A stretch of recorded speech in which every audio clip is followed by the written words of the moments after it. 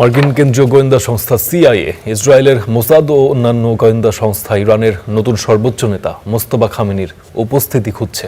এজন্য অনুসন্ধান চালাচ্ছেন তারা। মার্কিন গণমাধ্যম এক্সিওসের এক প্রতিবেদনে এই তথ্য উঠে এসেছে। তার বাবা নিহত হওয়ার পর থেকেই মোস্তফা অন্তরালে রয়েছেন। মার্কিন ইসরায়েল গোয়েন্দা সংস্থার ধারণা, নওরোজ উপলক্ষে ভিডিও বার্তা প্রকাশ করবেন মোস্তফা, যা তার বাবা বহু বছর ধরে প্রথাগতভাবে করতেন। কিন্তু এবার যুদ্ধ পরিস্থিতিতে মোস্তফা খামেনি শেষ পর্যন্ত শুধুমাত্র লিখিত বার্তা প্রকাশ করেন। এর মাধ্যমে তিনি আহত হয়েছেন কিনা তা এখনো ধোঁয়াশা। তার অবস্থান শনাক্ত করতে সব চেষ্টাই করে যাচ্ছে ইসরায়েল মার্কিন গোয়েন্দারা।